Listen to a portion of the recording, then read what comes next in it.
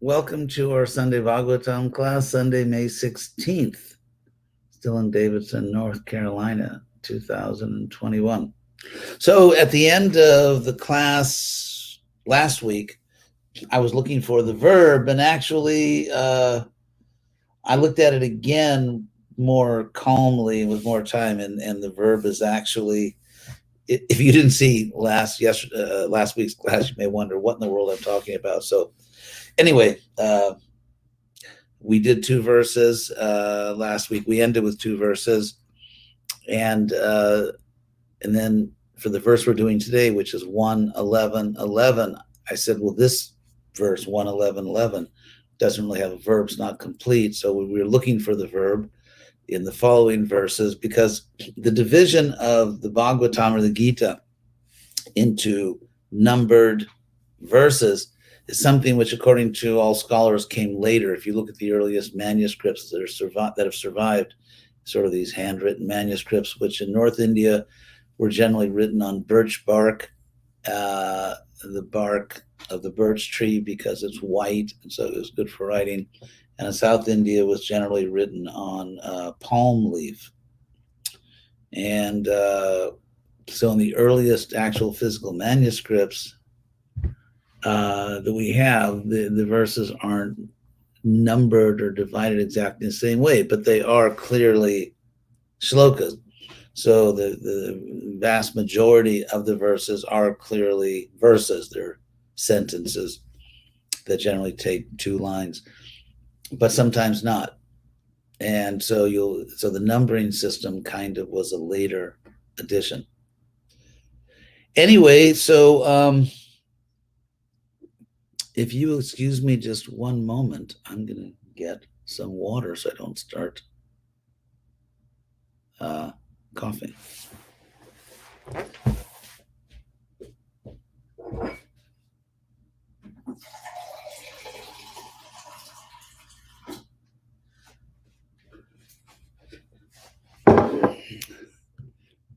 Sorry for that brief interruption. I just needed to get a glass of water. So sometimes what you'll find is several verses in the Bhagavatam, or even in the Gita actually, which are one sentence, but they go for several verses. And sometimes a verse will be translated in our books, but that verse is actually not a complete sentence. It's part of several verses that together form a complete sentence. So that's what I was talking about at the end of the class last week. So if we look at 1:11:1, the verse we're doing today, it says, Madhu Bhoja Dasharha Kukurandaka Vrishnivi Atmatulya Balayar Guptam Nagar Bhogavatim Iva. So this verse 11 actually goes with the previous two verses, because the verse says, if you look at the last line in the third verse, Guptam means protected. And so this word Guptam, protected, actually refers to the previous verse in our books, the word Puram, city. That thus listening to, verse 10 says, thus listening to Shinvano, the vachaha, the words, the statements, udirita, which were uttered by the citizens, Krishna, who was Bhakta Vatsala, affectionate to his devotees, anugrahang drishtya vitanvan, literally spreading his mercy, distributing his mercy by his glance. So just by, and Prabhupada used to do this, and he was so powerful, but Krishna, just by his glance, he's actually spreading his mercy. And with all that going on, Pravishat, he entered Puram, the city, Pravishat Puram. So in verse 10, the previous verse, if you want to break it down into, the simple structure of the sentence, it's Krishna, Bhakta Vatsala, Pravishat Puram. Krishna entered the city And as he entered the city, he was doing two things, which are expressed by Sanskrit participles. Shunbana, he was listening to the words uttered by the citizens, and he was spreading his mercy by his glance. So as he's doing those two things, Pravishat Puram, he entered the city. So that's the context. Now we come to this verse, and the word Guptam, the last word of the third line, protected, is referring to the city. So Krishna entered the city, which was protected, Guptam, protected by the Madhus, Bhojas, Dasharhas, the Arhas, the Kukuras, the Andakas, and the Vrishnis. And all those, because these are different clans among the Yadus. In the Yadus, there were different great families that had their own traditions. And so these are the great families, the great communities that made up the Yadu dynasty. And these people were Atma Tulya Balayar, whose Bala, strength, was Tulya, equal Atma to his own. So Prabhupada translates this verse as Bhagavati, the capital of Nagaloka, and that's the last line, that the city was Guptam, protected like Bhogavati, the city of the Nagas, is protected Nagayar by the Nagas, even like that. So Prabhupada translates this as Bhogavati, the capital of Nagaloka, is protected by the Nagas, so is Dwarka protected by the descendants of Vrishni, the Bhojas, Madhus, Dasharhas, Arhas, Kukuras, Andakas, etc., who are as strong as Lord Krishna. So that's a complete sentence, which I missed in the last class. So we'll go and probably go back and delete that part so it looks like I knew what I was talking about. So now verse 12, which is still describing the city, actually. So that was the verb. So the verb was actually Pravishat. He, Krishna, entered. Pravishat means entered. He entered Puram, the city. So now the next several verses are not complete sentences in themselves. They're given as separate verses in the BBT edition, but they're actually still part of the sentence of 1:11:10, because and you can tell because, for example, in verse 12, the last word of the verse Shriyam, it ends in an M because it's the object of the verb Pravishat. He entered the city. So this verse, again, not a complete sentence, but describing Dwarka. Grammatically not a complete. So Sarvartu Sarva Vibhava Punya Vriksha Latashramai Udyanopa Vanaramaya Brittapad Makara Shriyam. So the beauty, Shri, and here the accusative Shriyam, that city was beautiful with all these things that are described here. That it had the beauty of Sarvartu, of all seasons. And we'll just take a moment here to say that if you look at the word for word, Sarva Ritu, Ritu, like you've heard of the Ritwik. I don't know if you haven't heard of it. If you're very fortunate and pious, you probably haven't heard of it. But some people propagated an absurd idea that there's a Ritwik Acharya, and the word Ritwik means Ritu Ij, Ritu, which means sacrifice in season. The word Ritu means season, and it just referred to ritualistic priests doing fire sacrifices, not to a surrogate of any kind, including a surrogate guru. Anyway, so Sarvartu means all seasons. Sarva Vibhava. So all the opulences of all the seasons. Every season has its opulence because Krishna is a great artist. Even in countries where it snows, I mean, maybe not Arctic weather, but for people, let's say, in mild climates where they may get a little bit of snow, it's actually kind of a lot of fun. Walk in the snow, suddenly the world you've been looking at all year suddenly turns white. It turns just this pure white color. And so it definitely has its own charm. And most people actually that live in such climates will tell you that it has its charm.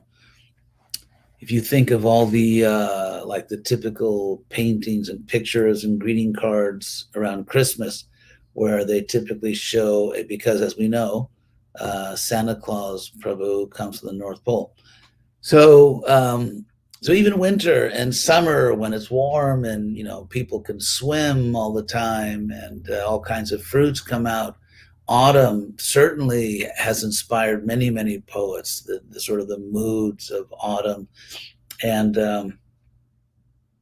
spring.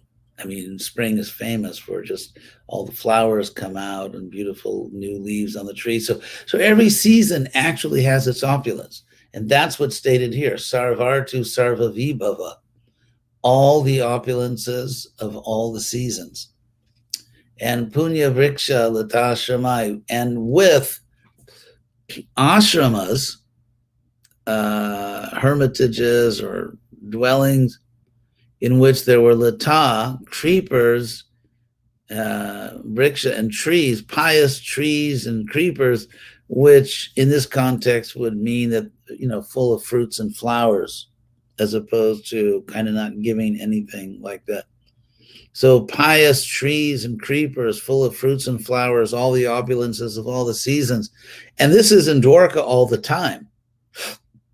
So Udyana, there are gardens. Prabhupada translates Udyana, orchard. Upavana, which literally means a small forest, like a little forest, or a grove, as we would say, or woods. So Udyana Upavana means forest, and Upavana means like a junior forest. Udyana Upavana Aramaya, with pleasure grounds.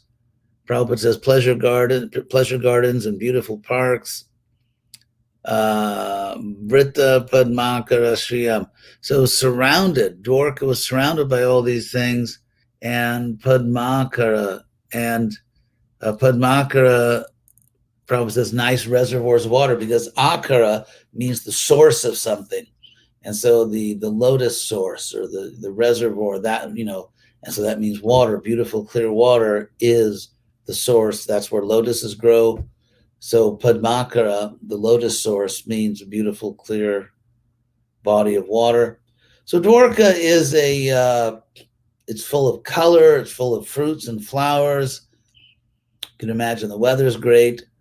And it's just just sort of brilliant with color and beautiful parks and residences. Just an ideal city, you could say. So the next verse, 13, says, Gopura Dwara Margeshu.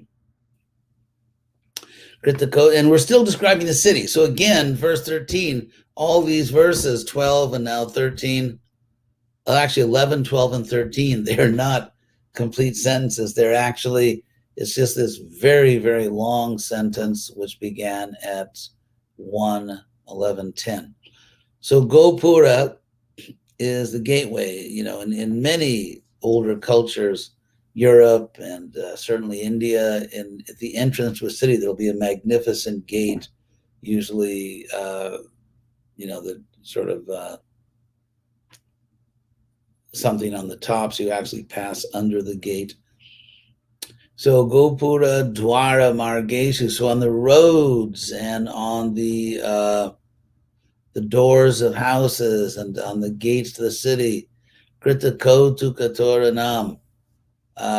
There were these festive arches and Chitra Dwaja, painted flags. Painted means painted. It also just means very colorful, like all different colors. It can be sewn that way with different colors of thread. So very brilliant, colorful banners and flags. Pataka. You've heard, of course, the name Jaya Pataka. So Pataka means a flag or a banner. And so Jaya Pataka means the victory banner, the victory flag. So Chitra Dwaja Pataka Agrayar, with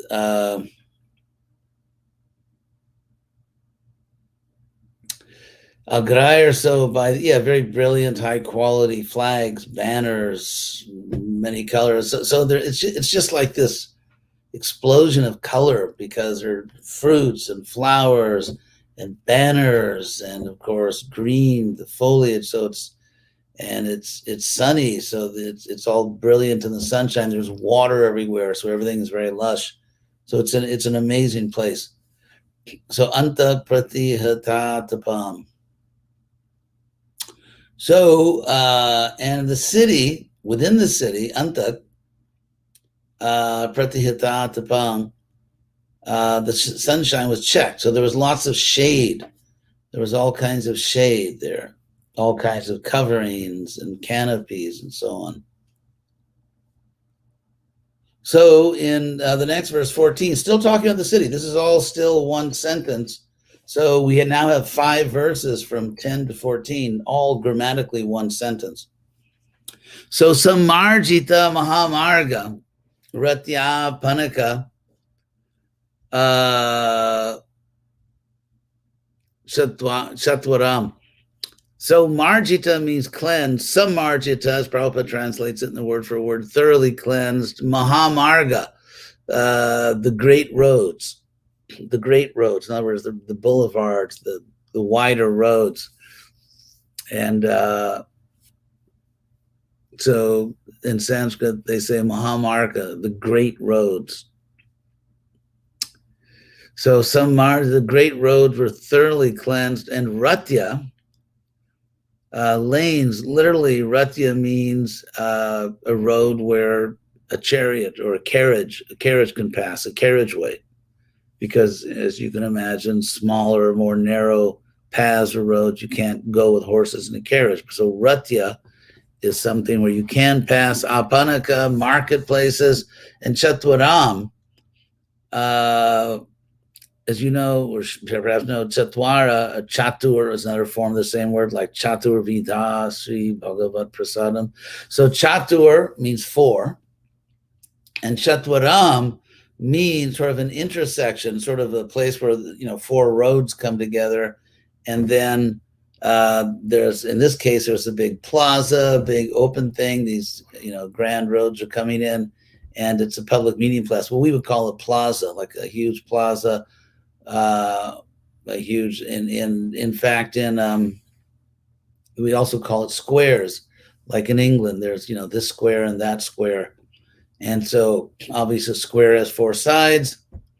So here Chatwaram, 4, again 4, and so it's a great square with roads coming in, and there are public meeting places, Prabhupada says, in that great square. And Siktam, the city is sprinkled. Sikta means sprinkled.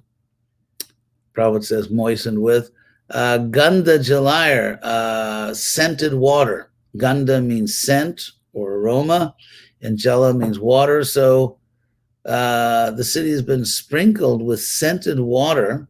And Uptam, for those of you interested in Sanskrit, from the verb vup, some prasarana. Anyway, won't go into all the grammatical details, but Uptam means a city. All that Uptam and Siktam are words describing the city, are strewn with Phala Pushp Bakshatankurai, which is Phala fruits, Pushpa flowers, Akshatankurai, and unbroken seeds, which are considered to be auspicious. That's the word ankura, which according to the Sanskrit dictionary means sprouts or shoots or blades. So little these soft, delicate sprouts are strewn or thrown about, and akshata, unbroken seeds. So again, describing this amazing city of Dwarka. It's the most amazing city on earth. So, still, actually, the same sentence. So dwari, dwari. That means in every door. Dwara means a door. Dwari means at the door, in the door. So when you repeat it, just like we say yada means when, yada means whenever, at every time. So dwari, dwari, at every door. Grihanang, at every door of the houses, of the grihas, dadyakshata palekshubi, with dadi, yogurt, akshata, again, unbroken seeds or nuts, phala, fruits, ikshubi, and stalks of sugar cane. Alankritam, the city is decorated, alankritam. So at every door of the houses, the city is decorated with all these things. Purna kumbhayar, with full water pots. Purna means full, kumbha. And then balibhir, and also with articles for worship. Dhupa deepakai, such as incense, dhupa, and deepa, lamps, incense and lamps. So these are very ancient things to offer incense, to offer lamps, full water pots. And this is dwari, dwari, at every door of the houses, grihana. So nishamya, so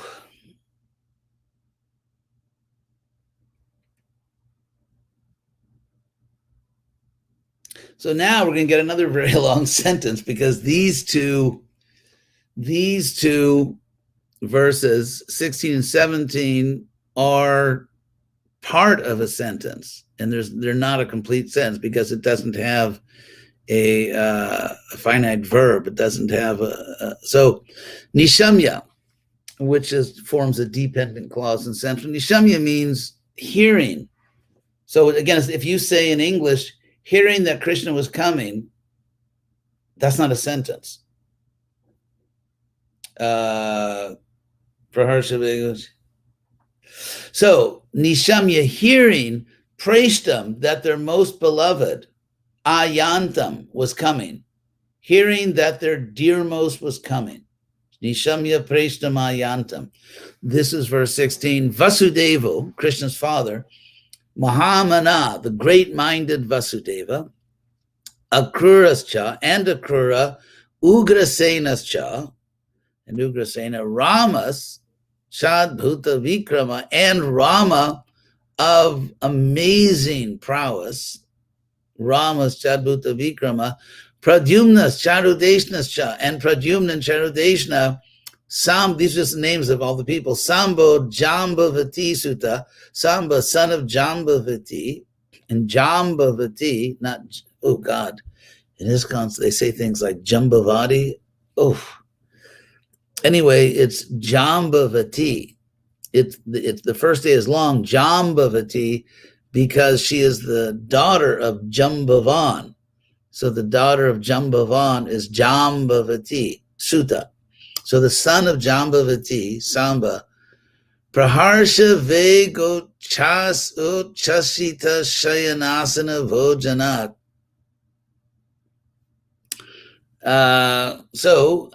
Praharsha Vega, by the power of their joy, by the power of their joy, Prabhupada says, the force of their extreme happiness, Uchasita. I just want to tell you exactly what that means. One second here.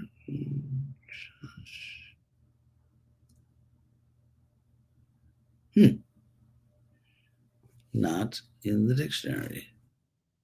That's okay. We won't worry about it. It's just sometimes the dictionary puts it in a different way than the way it's spelled here. So, being influenced by this, Shayana, Asana, Vojana, and these people, all these people some were lying down, resting, some were sitting, some were dining. So again, upon hearing that Krishna's coming, all these people who were doing these different things, what did they do? Well, we have to go on to finish the sentence.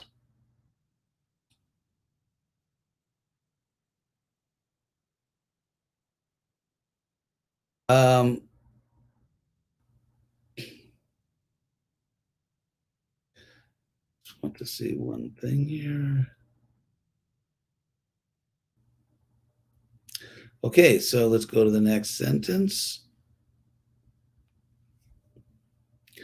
Varendram puraskritya brahmanaik sasumangalaik shankaturya ninadena brahmagoshena chadrita pratyujagmur atairista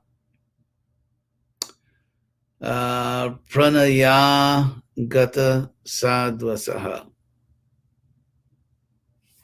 So they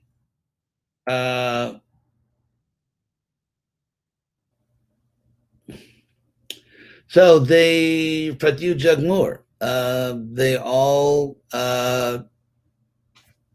rush forth. So that's the verb. That these people, hearing that Krishna was coming, all these people who are doing all these things, rushed to Krishna. So let's go to the beginning of this verse 18. Varanendram puraskritya. Pura means in front, kritya, placing in front, puraskritya. Prabhupada says putting in front. Varanendram, the best elephant. Varna is elephant. Indra is actually means like the chief or the head or the leader. So Varanendra means the chief elephant, Puraskritya, putting in front. Brahmanaik, Sasumangalai, with the Brahmins and with all the very auspicious things that you do. Shankaturya Ninadena, with the sound going forth of conch shells and bugles. Brahma Ghoshena, and with the sort of the reciting or the declaring of the Vedas, Chadritaha, and so they themselves were being honored. They themselves were being honored because they're great personalities. Pratyujagmur, they went forth toward Krishna. That's actually literally what it means. Prati ujagmur means they kind of rose up and they went toward Krishna, retired with chariots, hrishta, they were thrilled, pranayagata sadvasaha.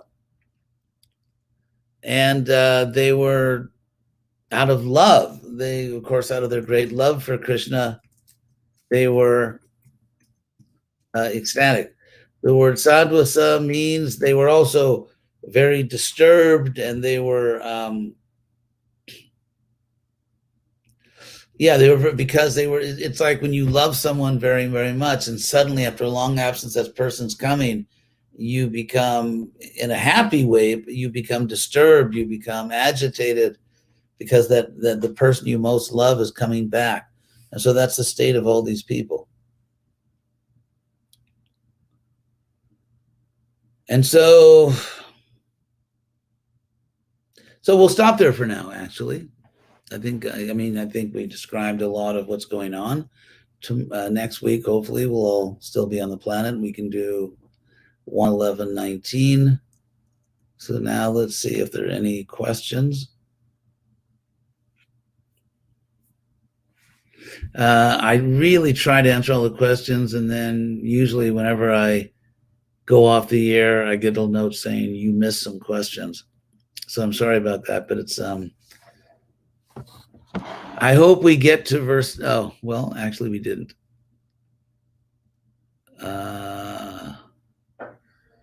More is hidden. These pastimes are unlimited, so yes, there's always more eternally because Krishna's pastimes are unlimited.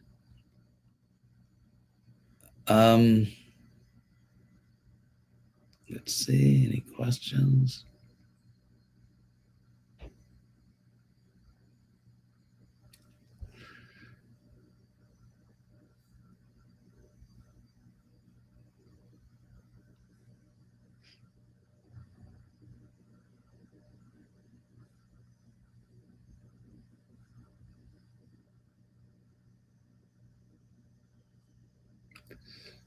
Let's see.